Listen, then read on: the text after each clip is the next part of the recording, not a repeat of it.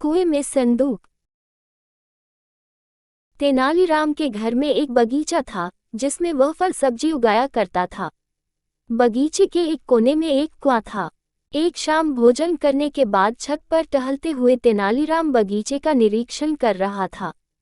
गर्मी का मौसम था और पौधे सूख रहे थे। अभी तेनाली बगीचे में पानी लगाने की सोच ही रहा था कि उसने पीछे की झाड़ियों में कुछ हरकत महसूस की। थोड़ा ध्यान से देखने पर उसे 4 खोपड़ियां नजर आई। वह समझ गया कि वहां कुछ चोर छुपे हैं, ऐसे जताते हुए मानो उसने झाड़ियों में कुछ नहीं देखा है।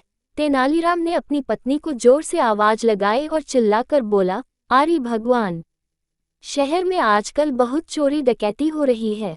ऐसा कर कि घर की सारी कीमती वस्तुएं एकत्र करके एक संदूक में भर दो। उसे हम बगीचे वाले कुएं में फेंक देंगे। चोर वहां क्या ढूंढेंगे? इस प्रकार हमारा सामान सुरक्षित रहेगा। इसके बाद तेनालीराम चुपचाप घर में गया और वहां अपनी पत्नी को बगीचे में छुपे चोरों के बारे में बताया। तेनाली ने उसे अपनी योजना समझाई और चारों को सबक सिखाने की ठान ली। एक बड़ा सा लोहे का संदूक निकालकर तेनाली ने उसमें बड़े बड़े पत्थर भर दिए और उस संदूक को बगीचे वाले कुएं में फेंक दिया। फिर वह चुपचाप अपने घर के अंदर आ गया और भीतर से कुंडी लगा ली।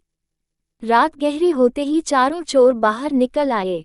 उन्होंने तेनाली की बात भी सुन ली थी और फिर तेनाली और उसकी पत्नी को कुएं में संदूक फेंकते हुए भी देख लिया था। चारों ने संदूक को रस्सी से खींचने की कोशिश की पर वह बहुत भारी था। अंत में थक हारकर एक चोर ने सलाह दी कि क्यों न कुएं का पानी बाहर फेंक दे और फिर काम शुरू कर दिया। इसी प्रकार पूरी रात बीत गई। जब संदूक का ताला दिखने लगा तो चारों चोर कुएं में उतरे और संदूक का ताला तोड़कर उसमें भरा सामान निकालने लगे। संदूक भारी पत्थरों से भरा देखकर उनके आश्चर्य का ठिकाना न रहा। तेनालीराम अपने कमरे की खिड़की से यह सारा तमाशा देख रहा था। सवेरा हो चुका था। तेनालीराम को बगीचे में घुसते देखकर चारों चोरों ने भागने की कोशिश की तो तेनालीराम जोरों से चिल्लाया, अरे दोस्तों, मुझसे क्यों डर रहे हो? मैं तुम्हें पकूंगा नहीं।